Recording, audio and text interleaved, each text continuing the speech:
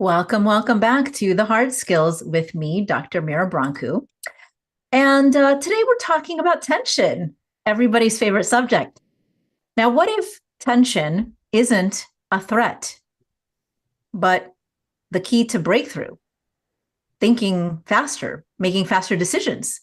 What if conflict that you're avoiding right now is the conversation your team desperately needs?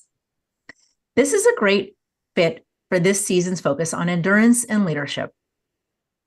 You are listening to the Hard Skills Show, where we take a deep dive into the most challenging soft skills required to navigate leadership, uncertainty, complexities, and change today and into the future.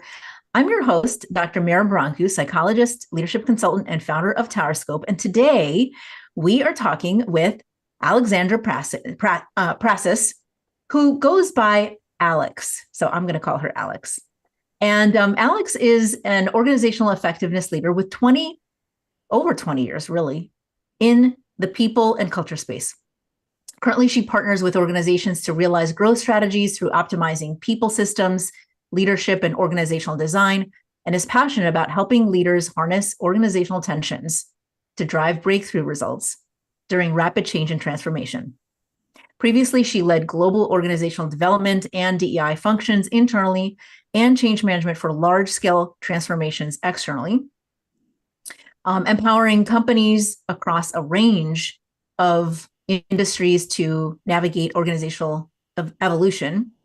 And she serves as adjunct faculty in IO psychology at the Chicago School. She's also president of ACMP Midwest and lead for Culture First Chicago. She's a PhD candidate in organizational leadership. So we're going to tap into what she's studying now on this topic. Welcome to the show, Alex. Thank you so much. I'm so excited to be here. Thanks. Now, you have helped leaders navigate massive organizational shifts. What was the moment in your own career when you realized maybe conflict wasn't something to avoid, but something to use? And what was that experience like for you? Yeah, it's interesting because I was very fortunate, I feel like, to learn a lot of these lessons very early, really even before I entered the workforce. I had, studied abroad. I studied in undergrad, both political science, African American studies, and both of those things forced me to confront a lot of things I had just accepted as reality and as the way things were, and to really embrace a different lens on the world. And it was absolutely uncomfortable. I'm like 18, 19, 20 years old, right? But every single time I grew so much. So that was kind of like, the start of that, right? Just kind of understanding, okay, push through it, right? Because the other side is much more exciting. And I think when I entered the workforce, I've always been a very strong personality. Most people can tell that pretty quickly with me. And so I think, my issue was less about avoiding conflict and more about how I managed conflict. Mm. I kind of, without even realizing it, would more so go the steamroll route. Mm-hmm. Like, I'm just going to say this so directly and and in such a command that, yeah, people can't really push back, right? So having to learn how to be more collaborative and how to do it thoughtfully, and that doesn't mean that you are wishy-washy about how you see things, right? So getting that different perspective. And I think through facilitating change with organizations, through building organizations, just seeing that time and time and time again, and just seeing the growth that's on the other side with leaders as well as myself. To this day, I will absolutely admit, am I always the best at at sorting through the conflict every single minute? No. That's why we love teachers, right? We love to say we don't always do, but I'm getting better and better. But I have absolutely seen the results that come from working better together, and really just making things more efficient, but also just more engaging for everyone. No one wants to work next to someone who's disengaged, right? And conflict, when you don't address it, that silences voices and it makes people feel like, this isn't really the place for me. Yeah. I'm curious, knowing that you automatically even at an early age, 19, 20, were drawn to situations that made you uncomfortable and that you somehow knew that that discomfort could lead to growth or were curious about it at least, and then quickly realized that that is the outcome. Um, which, by the way, obviously makes you a perfect person for engaging others and helping them navigate conflict because you're already comfortable with it and most people are not, right? But how did you get to that point? I mean, looking back even before that time point, were you always like that? What contributed to you already having the mindset that discomfort leads to growth, and or that you are sort of like drawn to being curious about spaces that could lead to discomfort or conflict? Yeah, that's a really excellent question. I think that it is something that has definitely been pushed in my family. We've always been pushed to grow and to confront, sometimes more than others, sometimes less than others. Um, but I think, one of the top things that comes to mind is actually, so I was recently diagnosed with ADHD, like a lot of women. Had it my entire life, but, oh, you're too high achieving to possibly have ADHD. So I think about, how quick I was to, emotionally react to things, right? Just to be so impulsive and in the moment and super reactive.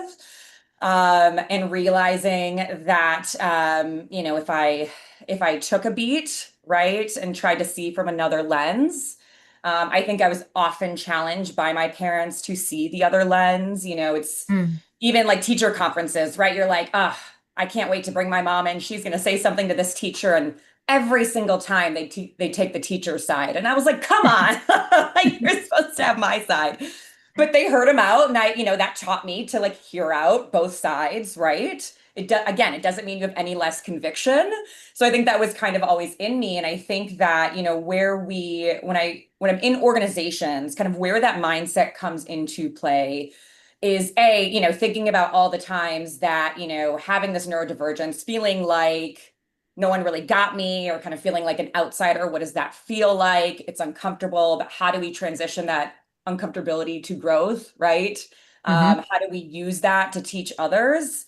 And tapping into those shared values. So I love that you kind of asked me where did that come from growing up, because I think shared values is such a huge piece that no matter what the conflict is, if you can find that between the two or between the, several of you on the team, I think that's what you can really fall back on. Yeah. Now I'm curious, the other side of it. So if you're really comfortable leaning into conflict because you've already attached value to it, right? As this leads to growth and I'm seeking growth, right? How do you deal with leaders or teams who are afraid of growth, afraid of conflict? They're nowhere near as comfortable as you are. um, how do you start getting them, even like in those early phases, prepared and open to lean into, try, engage in considering this as a positive shift? Yeah, and I think it really is reframing the mindset around it. And sometimes if I just have to use different words to get them on board, I will just use different words to get them on board. As long as there's the same outcome, that's what's most important. But even when I, first started teaching conflict management to managers, right? First question I would ask, okay, how many times did you avoid addressing a conflict and things got better? Oh, No great. hands go up? Oh, okay. So why do you think that is, right? So it's everyone knows Then you how can't many times did it address get worse? yeah, absolutely. And a lot of times, part of it is that conflict, people hear the word and they automatically go to kind of the worst elements of it. The picture of people screaming at each other and it automatically being bad and what we don't want.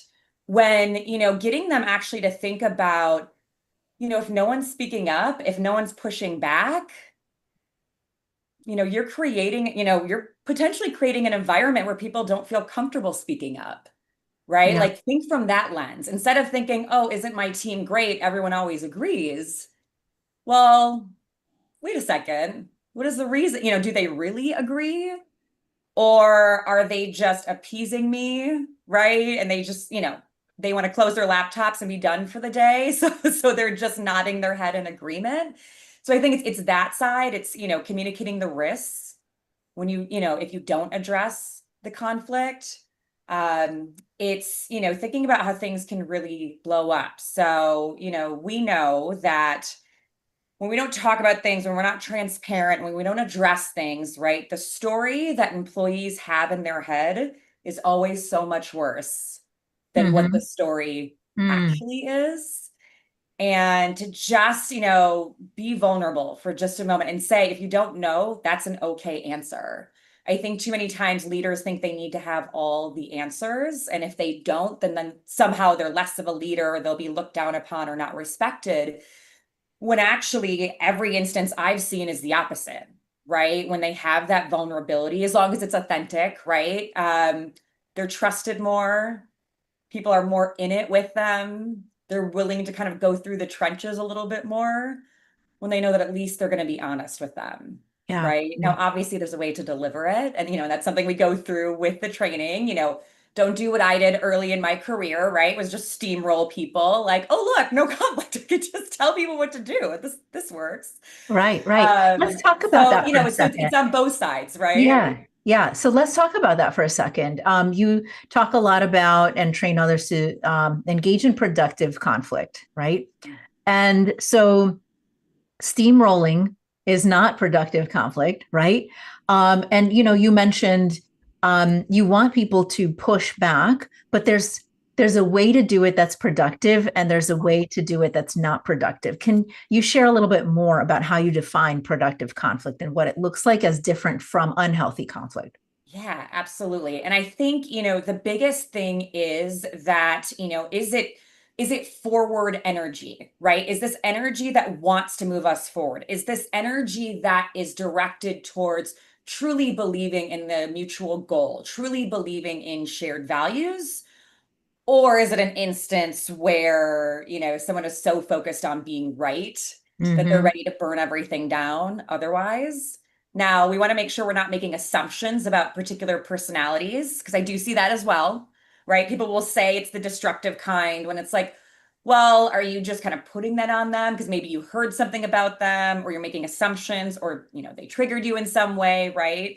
But if we can direct it back to the goal, and I think asking the question, I hear your passion. I love that passion. Can you help me connect the dots on, how this translates to the outcomes, and, or, like where this might be coming from? Because maybe they just met with a client and this is actually a huge issue that we're not aware of, right? So like, let's dig into it a little bit more.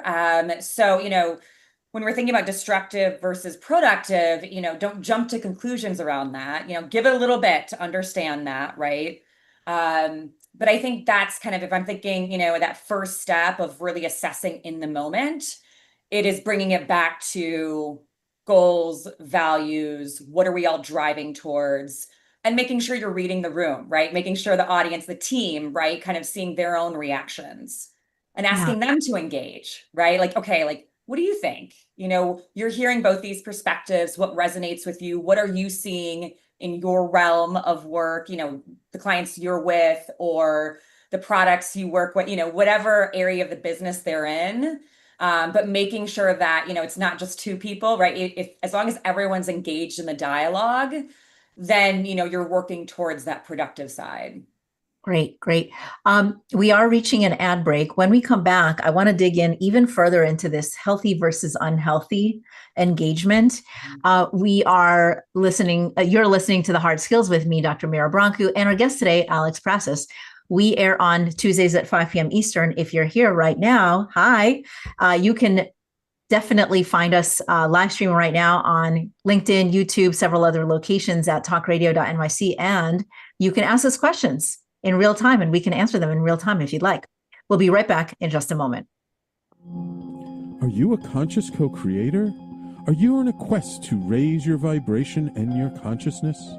I'm Sam Leibowitz, your conscious consultant, and on my show, The Conscious Consultant Hour Awakening Humanity, we will touch upon all these topics and more. Listen live at our new time on Thursdays at 12 noon Eastern Time. That's The Conscious Consultant Hour Awakening Humanity, Thursdays 12 noon on talkradio.nyc. Are you a high-achieving, growth-oriented leader? Are you interested in developing your authentic leadership while creating a healthy, inclusive workplace? Hi, I'm Dr. Mira Brancu, host of The Hard Skills on talkradio.nyc at 5 p.m. Eastern on Tuesdays, where we discuss how leaders develop the hard skills needed to make a greater impact. We interview experts, have live coaching, and tackle these challenges. Listen to The Hard Skills on Tuesday at 5 p.m. Eastern on talkradio.nyc. Are you a purpose-driven individual looking for deeper healing, clarity, and growth? Welcome to the Expansion Room, a transformative space for purpose-driven individuals. I'm Siobhan Larice, host, licensed therapist, and coach. Join me every Wednesday at 5 p.m. Eastern Time on talkradio.nyc. You're listening to Talk Radio NYC. Uplift, educate, empower.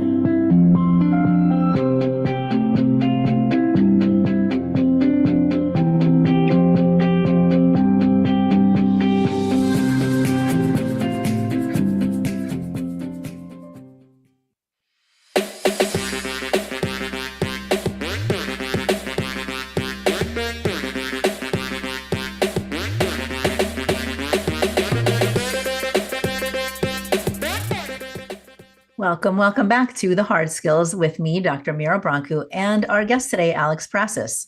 So, Alex, let's get even more into this healthy versus unhealthy, because you're sharing conflict is healthy, lack of conflict is unhealthy. And this might be kind of a complete mind bend for some people who have been raised to believe that if you minimize conflict, that's a good thing. And a lot of leaders lean in to some, natural strengths, depending on their style, of minimizing conflict, smoothing over tensions, maintaining harmony. And they might be like, don't you want to do that? Like, this is why it's so calm right now. And this is why people come to me and trust me. And now you're telling me, actually, trust, greater trust is garnered if I let conflict fester, or if I create conflict or add conflict. So what would you say to somebody who might be stuck with thinking that minimizing conflict is the right, healthy thing to do? Yeah, and it's interesting because I actually didn't even totally appreciate the value of conflict until I worked at a company that no conflict, right? And they define psychological safety as everyone's nice and cordial with each other, right? Which, just so everyone knows, is not the definition of psychological safety, right? It was so interesting because, my first thing was like, oh, it's so great. There's no blame shifting. There's no kind of like, you did this, you did that. Then I'm there a little bit longer and I realize, oh, that's because there's almost no accountability whatsoever, like across the board, right? So, and then you start to see things like, oh, no one's really getting like the real feedback, right? And then you start to see, things like people being blindsided by a performance improvement plan, right? And, and then thinking about, oh, how did that person get promoted? Oh, has anyone had an actual conversation with them? Oh, no. Like we see that in a lot of organizations, right? But it was especially stark in an organization where everyone was so nice, right? Yeah. And And look, there were absolutely great aspects of the culture. And, I don't want to take away from that. I don't mean now everyone go start arguing with each other, right? Please do not do that. Do not take that out of this, right? But I do think what gets missed is it's kind of that thing with, when we think about why assimilation is not a good thing, it's because we're losing the individual strengths of each person, right? When everything is about harmony, Mm. sometimes it's not even conscious, the way people will start to just kind of adjust to whatever, the kind of norms and behaviors are. And you lose that potential for innovation. You Yeah. lose, just that spark in the meetings and the kind of differing opinions that again force everyone to grow. So I think that's kind of a thing that really resonated with me when I was in that company, and now consulting externally, absolutely seeing that as well. And I will say too, I think with the harmony piece, it's, I'd love for leaders to continue to reframe harmony at what cost, and what does harmony actually mean? Because to some people, it might actually be, harmony is, oh, everyone knows that this is the only way to do it, or harmony is, if it's not broke, don't fix it, right?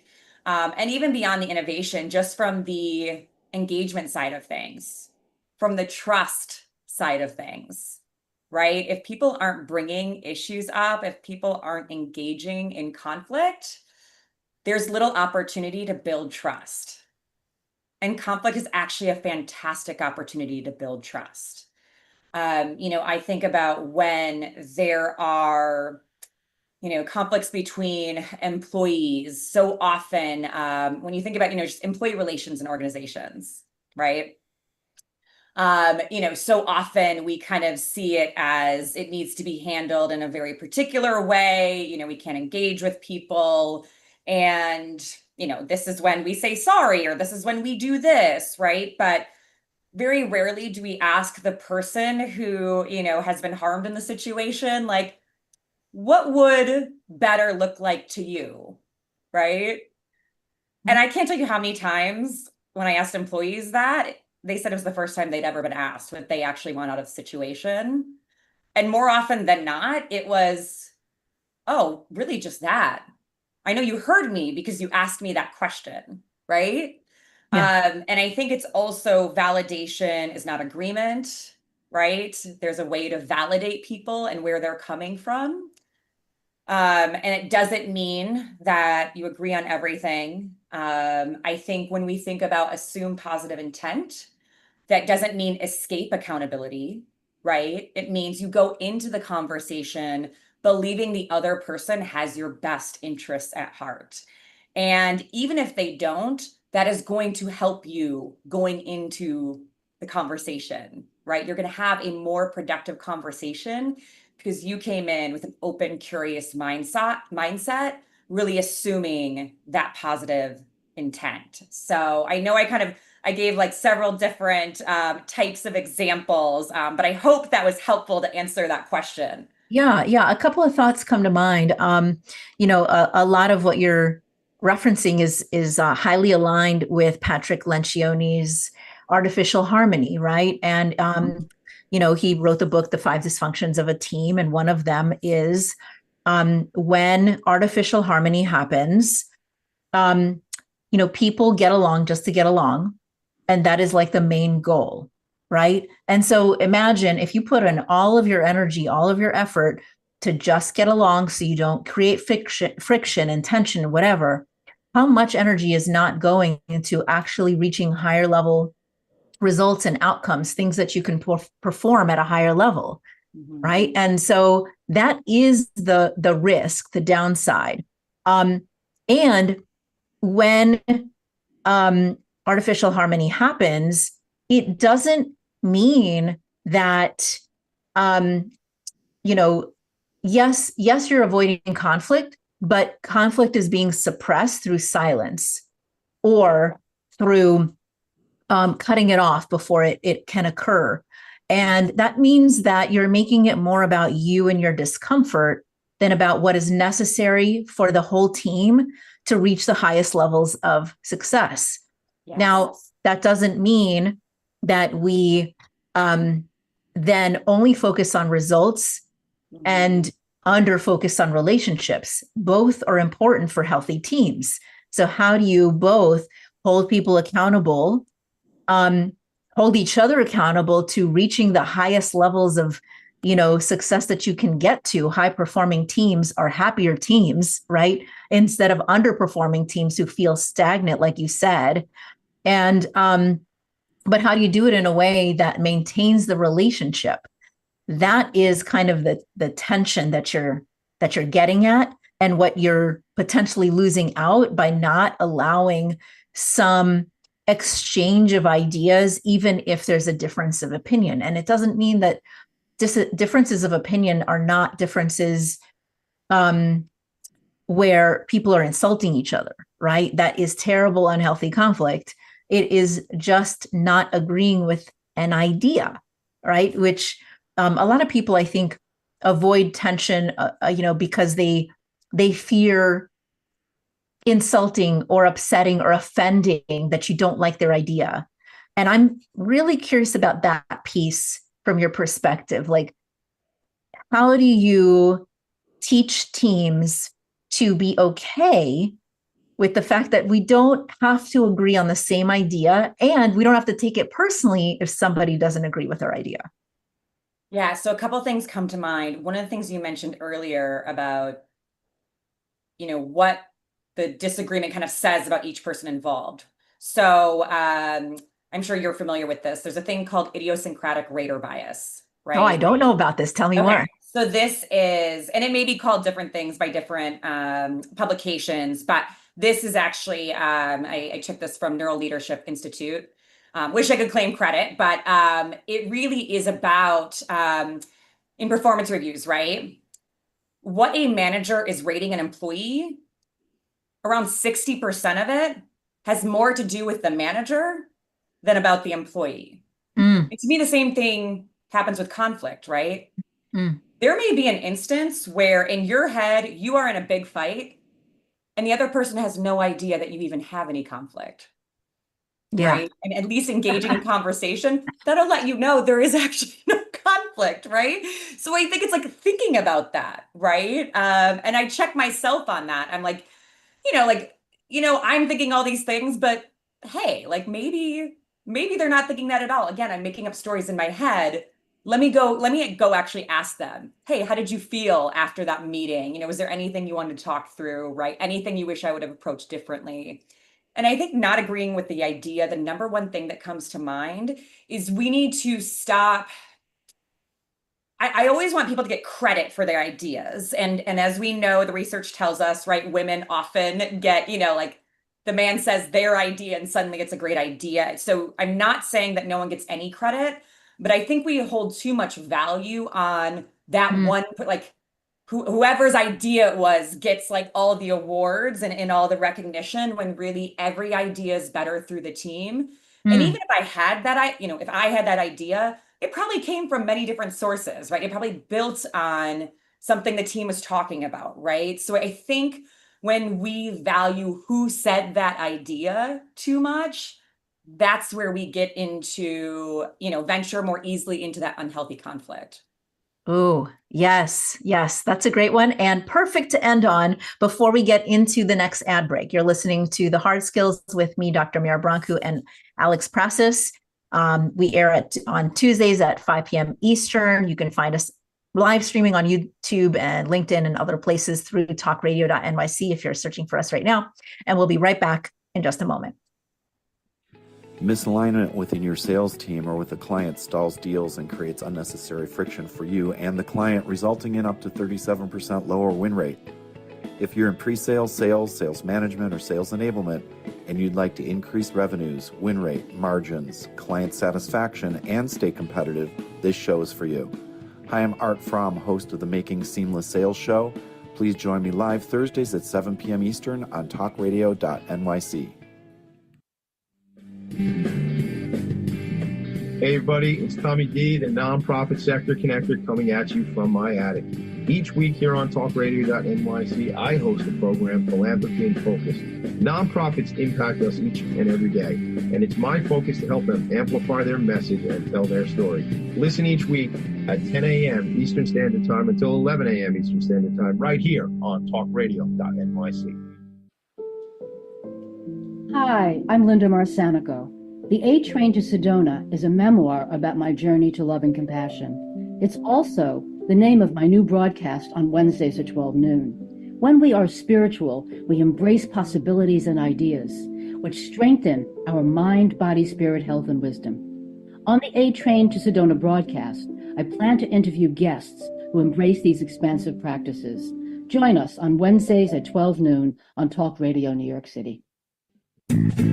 You're listening to Talk Radio NYC at www.talkradio.nyc. Now broadcasting 24 hours a day.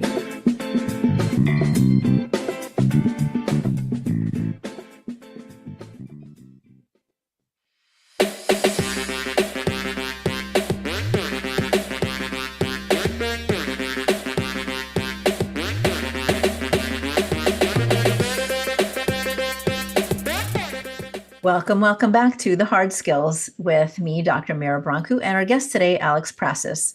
So, Alex, have you seen signs of like what teams demonstrate when they're actively growing through tension, and what signs do you see when they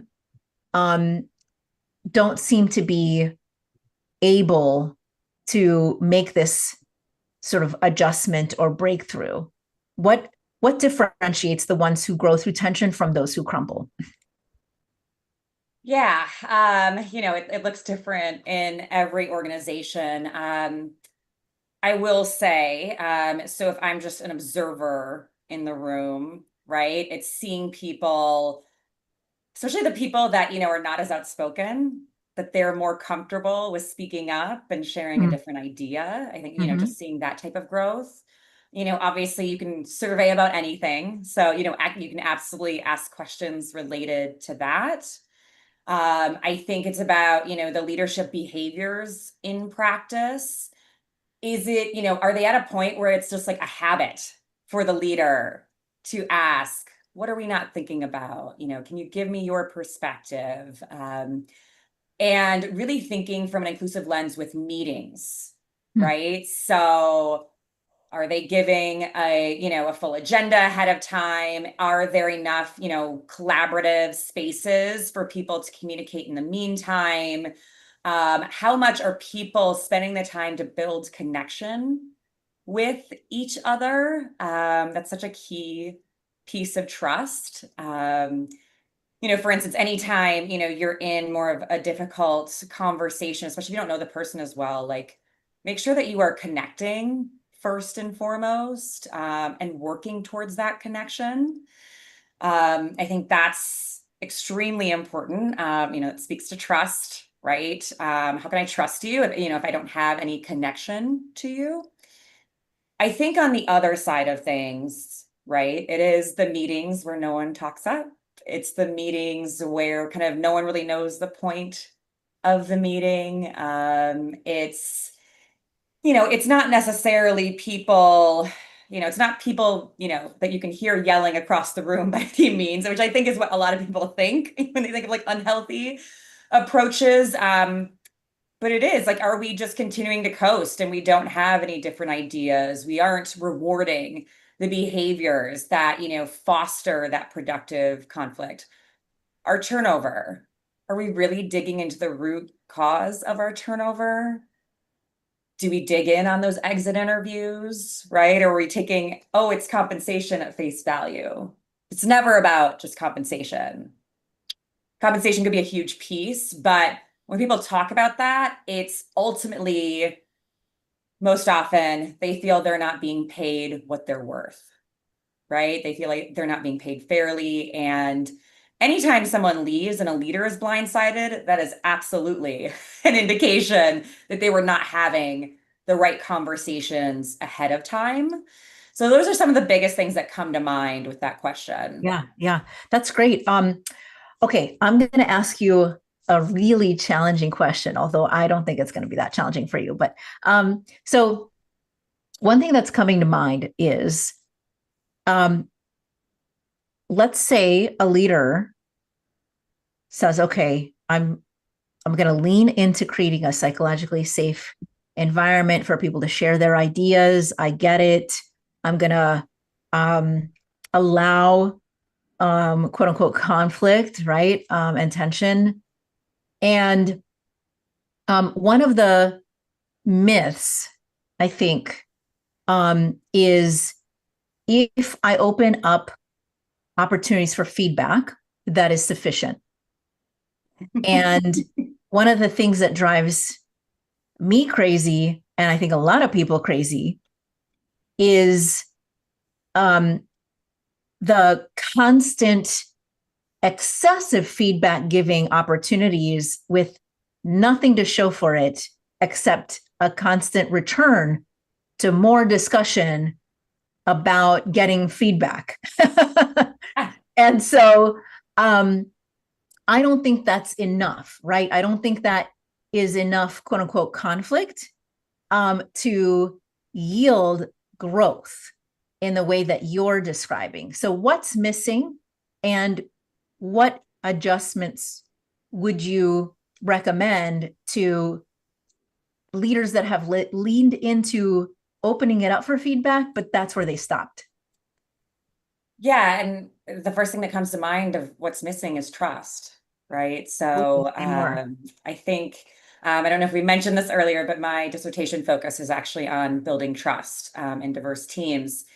And before we can even get to give me feedback, like, let's build a connection first. Let's understand where each person is coming from, because then also, not only will that person feel more comfortable, but they'll know where you're coming from and therefore can give more substantive and specific feedback, right? So I think first and foremost, have you built the trust? And what's interesting is I would love to sit up here and tell you the research, my experience. Oh yeah, here's this one size fits all for building trust. Because people have different dispositions to trust. I am someone who just naturally trusts people until you give me a reason not to. But there's plenty of people, right, who feel like, no, you have to earn my trust. And neither is better than the other, right? It is just natural, dispositions to trust. But I think that's something to keep in mind and, respect either perspective. I think it is making sure that, you are, when you're thinking about feedback for them, how much space are you giving them? How much consideration are you giving them? And for me, when I think about, I know I just have very strong perspectives on things. And so if I have a team member, if I have feedback, I'm not going to give it until someone else says that same feedback. Because it could just be that, like, I just like things a certain way. So I think that's really key, right? Like, have you given enough consideration to the feedback that you are giving them? On top of that, how are you delivering their feedback? Are you delivering it in a constructive way? And I don't mean just the constructive feedback, I also mean the positive feedback. If all you're giving is great job all day, every day, that's not helpful. You might as well not be giving them any feedback, right? Because, and that's actually what studies show, is that what we're the worst at is actually positive feedback, right? It was written about a long time ago, I think, called like the feedback fallacy, right? Where we do not articulate excellence well. And what happens with that, with the feedback, is that people will think, okay, they said great job, it must be this thing I did. When really you're speaking to a whole other aspect of how they ran that meeting. And in their quest to improve, they lose that because they think you were talking about this other thing that they were doing, right? So being very specific, direct, So I think that first and foremost, role modeling that, right? And make sure that you are using whatever feedback framework your organization uses, be the one role modeling that, right? Be the one role modeling however your organization articulates what their values mean in practice. And that should be, if you have a competency model, that should really just be the values in practice, right? That should all align. So making sure that you're role modeling that. So that's kind of all leading up to before you can ever even ask for feedback. Yeah. I think the other thing with asking for feedback, and most especially when you are in the position of power, is owning your reaction. Yes. Right? There's a great saying, don't ask questions you don't want the answer to. Right. Only ask it if you are in a place to hear it. Right? Like make sure you are in a mindset you're going to take in what they're saying. And you're not going to jump to, well, this is why. If they say, I'd love to hear why, sure. But if they don't, you have to take that in and also make sure you're asking clarifying questions, just like you would hope they would do, and I hope you're encouraging them to ask clarifying questions on feedback. Make sure you're really digging into, okay, tell me more, what was the, specific situation, what was that broader impact that I didn't see? How do you see this impacting the team overall? And that's where too, when we think about large scale change, that's why we talk about the influencers, the change champions so much, right? Because they can have such a big impact because your team member may be the person that everyone goes to, right? So it's really important that you are digging into that feedback and opening up that space. I think there's no to me, asking the question about feedback should be authentic to you, how you ask it, the way you go about it, but it should only ever be when you've established a relationship. And I think also having ground rules in all your meetings, having talking through with the team, them setting the tone around your working norms, your processes. And, the more you can refer back to that and the more you can revisit that when you have someone new, and you can talk about what's working, what's not working. And again, when they bring up criticisms, owning your reaction. Like I'm a super expressive person, so I have to make sure that I'm turning that off for a little bit. Or if it slips out, just saying, I'm so sorry, I didn't mean that, please tell me more. I am genuinely curious. So those are the biggest things that come to mind when it comes to leaders really getting the feedback they're seeking. Yeah, I love that. So pre-feedback, you need to establish enough trust for people to actually give you the right feedback.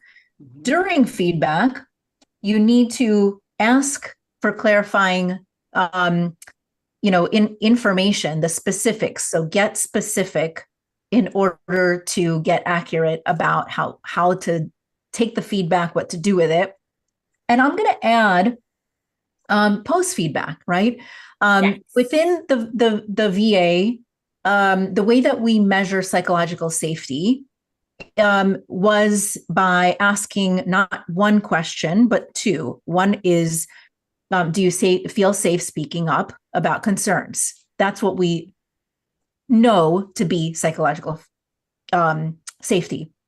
But the second is not just, do you feel safe speaking up? It's also, is it worth it to speak up when you do? Because a lot of people feel safe speaking up, but maybe they decide, forget it, it's not worth it because they're not going to do anything because every time I give feedback, nothing happens.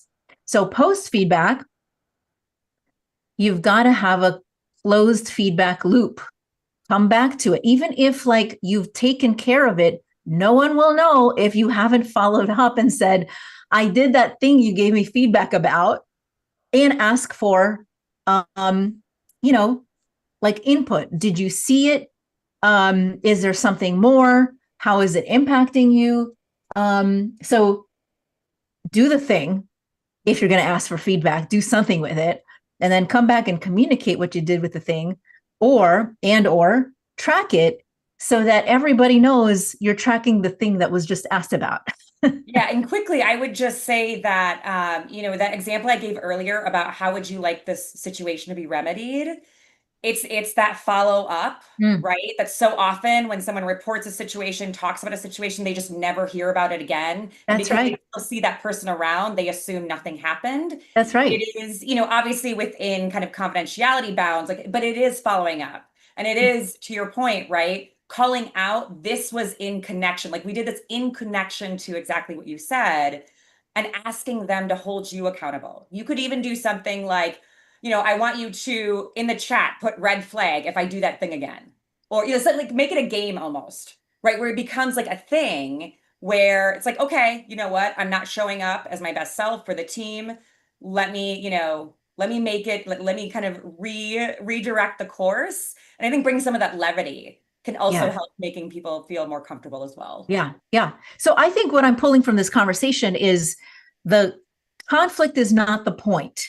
The point is that the only way to see change that people want to see that helps us all grow is that you're asking for input, you're listening to the input, and there's follow-up to the input. And the only way that can happen is what people label conflict, but is actually important, meaningful conversation about what's not going right and what needs to change. Yes, absolutely.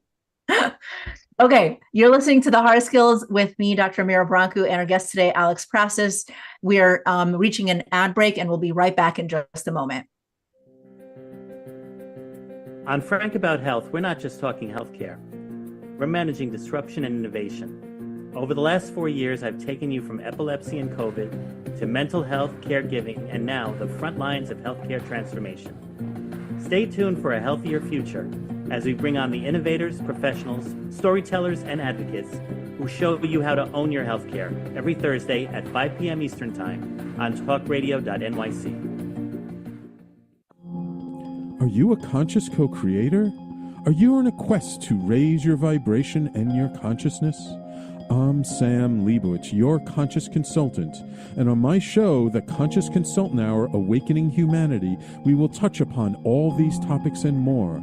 Listen live at our new time on Thursdays at 12 noon Eastern Time. That's The Conscious Consultant Hour, Awakening Humanity, Thursdays, 12 noon on talkradio.nyc.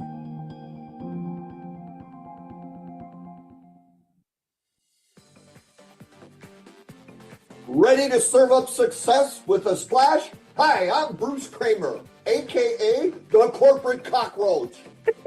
I'm the Renaissance woman, Angie Snowball. And I'm your strategy doctor, Dr. Navtesh Desange, inviting you to serving up success with a splash. Join us as we shake things up with real talk and real strategies centered around awareness, action, and accountability. And yes, there really is a cocktail involved. Please join us and sip your way to success. Serving up success with a splash, where wisdom meets happy hours. Cheers! Cheers. You're listening to Talk Radio NYC at www.talkradio.nyc. Now broadcasting 24 hours a day.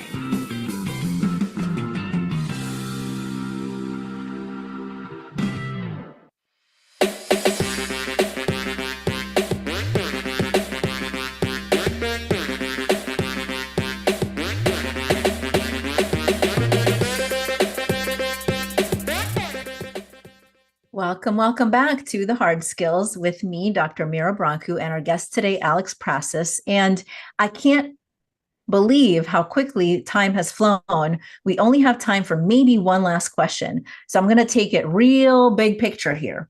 A lot of people right now are feeling exhausted by all the change, all the conflict, all the drama, all the things, right?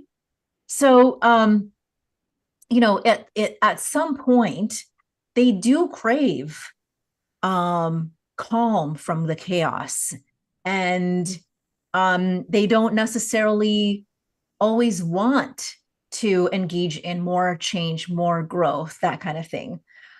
How do we help people stay engaged as problem solvers who can navigate complexity while also acknowledging the exhaustion that comes with that kind of engagement? Yeah. I mean, I think, first and foremost, acknowledging that people are exhausted, acknowledging there's a lot of change, and making sure that you're always pointing back to the why, because there are some times where leaders take a step back and realize, oh yeah, I don't know why we're pushing this change forward. That's a great point. Everyone is exhausted, right? So it's also kind of that checkpoint, right? Especially when it comes to large transformations. I think a big thing is, in order to kind of reframe the mindset around it, let's start using different language, right? So, instead of let's find middle ground, which, because people, oh, we need to compromise or, kind of negotiate. To me, collaboration is actually, it's not diluting anything. It's actually fully realizing kind of multiple ideas together to get to the best idea, right? So, it's more about we need, getting to alignment, right? Instead of saying, oh, this conflict is just slowing us down. It's, we do need to understand what each priority serves. To be honest, I'm not in the day-to-day on that side of the business. So it's actually really crucial that we take a minute to hear what they're hearing, what's going on that side. Another big one is, let's parking lot this disagreement, right? Or, we can't move forward until everyone agrees. When really it's more about tension shows us where the clarity is needed.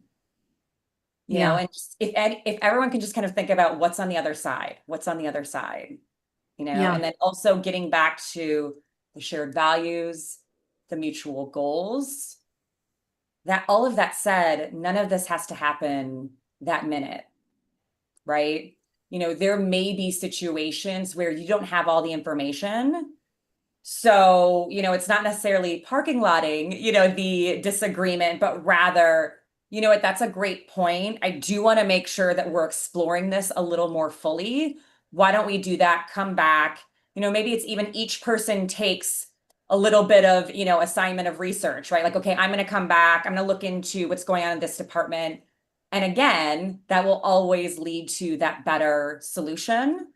And I think that continuous connection building, that's also going to be that opportunity for leaders to check in on what people believe their priorities to be and talk through that. Because so often conflict happens from, believing we have different, prioritization of, the tasks that we're doing. Some people believe, nope, this is top priority. Other people believe it's not. That can happen a lot. That's that, that task conflict. That often comes up when we're thinking about different types of conflict.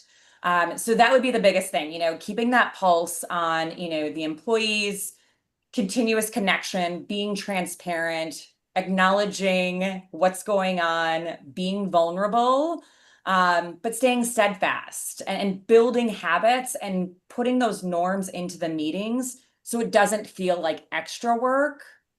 Soon people will probably even say, oh, I didn't even realize we had a disagreement. Mm-hmm. Like if someone was observing, they're like, oh, I love how you worked through seeing this from different sides. And you're at the point where it's like, oh, I didn't even realize that was a conflict, right? Yeah. Like that's the other side you want to get to that actually makes all the work that much more efficient and makes everyone's lives easier. Yeah.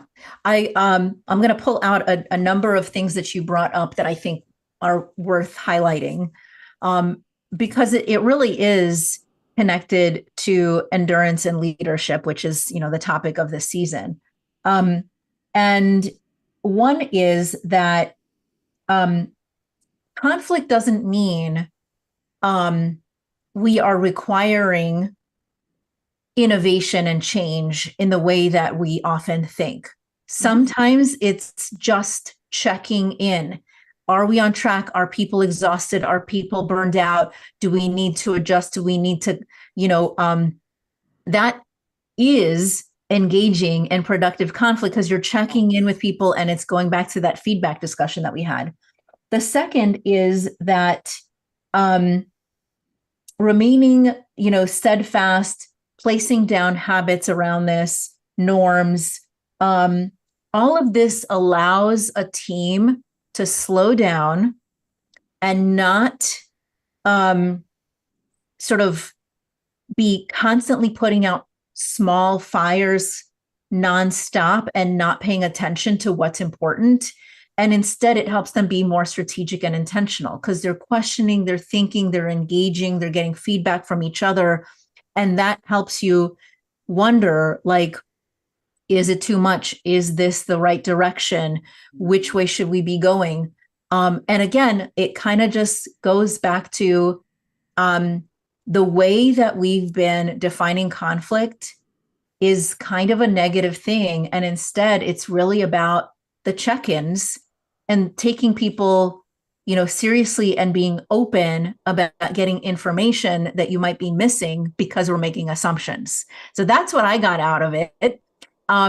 Audience, I am wondering what you all got out of our talk today from Alex. And also on LinkedIn, we have a discussion that has already started in response to us posting about this discussion. And it's all about the gap between knowing that we need to engage in this and actually being able to practice it. So for those of you who want to continue engaging in this discussion, come join us on LinkedIn. We will continue having that chat there. Alex, if people want to work with you and learn more about your work, where can they find you? Yeah. So do you want to quickly mention, you mentioned the check-ins, right? So often the biggest conflicts come from not having the same interpretation of the goal, right? The mutual goals. So that's why it really is check-ins. Are we all on the same page with what our goal is here? So feel free to add me on LinkedIn, Alexandra, Alexandra, Prassas, Prassas. Would love to engage. I do a weekly Tuesday trust take. And I really love talking about that bridge between research and business. More than the individual, like just because you know how to do something doesn't mean you know how to apply it. I think businesses can be kind of the biggest, the biggest people perpetuating that, right? So it is, how do we actually take that research and bring it to the day-to-day? So love discussing that. That's kind of where my posts lie. So feel free to reach out to me. Awesome. Well, thank you, Alex, for spending time with us today. If you like this episode, share it with us, share it with other people. Where you can find us also on Facebook, Instagram, Twitter, Twitch, Apple, Spotify, Amazon podcasts, all over the place. Share it with other people. And leave a review so that it can, get more visibility. Thank you to talkradio.nyc for hosting. Together, we will navigate the complexities of leadership and emerge stronger on the other side, as Alex clearly described for you. Thank you for joining me and Alexandra Prassas today on this journey. This is Dr. Mira Branco signing off. Until next time, stay steady, stay present, and keep building those hard skills muscles. Take care, everybody. Thank you.